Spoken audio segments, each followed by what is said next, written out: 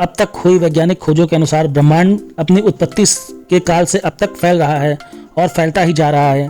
Big bang के सिद्धांत को माने तो ना दिखाई देने वाले बिंदु में हुए भयानक विस्फोट से तारों की उत्पत्ति हुई और ये तारे उस अकल्पनीय ऊर्जा से अभी तक जल रहे हैं। यह संसार ऊर्जा का ही खेल है। वैज्ञानिक कहते हैं कि उन्हीं तारों के बीच ठंडे हो गए छोटे छोटे तारों में ही कहीं जलती हुई एक धरती भी थी, जो ब्रह्मांड के विराट रूप में मात्र एक कण के समान थी। करीब करीब 400 करोड़ साल पहले आग के गोले के समान इस धरती पर एस्टेरॉयड की टक्कर से उत्पन्न अंतरिक्ष में आसपास बिखरे टुकड़ों को इकट्ठा होने से चांद बना। चांद के बनने से धरती पर एक नए युग की शुरुआत हुई। यह युग था धरती पर मौसम की शुरुआत का युग। चांद धरती को स्थिर रखता है और उसके मौसम को भी बनाए रखता है।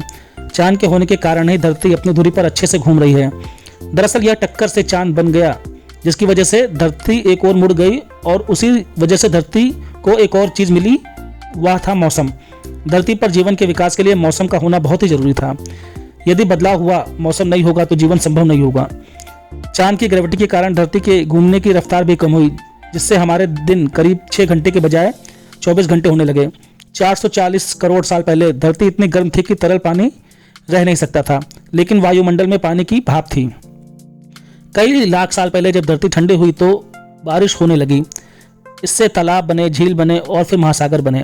380 करोड़ साल पहले हमारे पास चांद था, समुद्र था, लेकिन वह वैसा नहीं था जैसा आज हम देख रहे हैं। इसलिए जीवन की शुरुआत के लिए अभी और वक्त और बदलाव की जरूरत थी।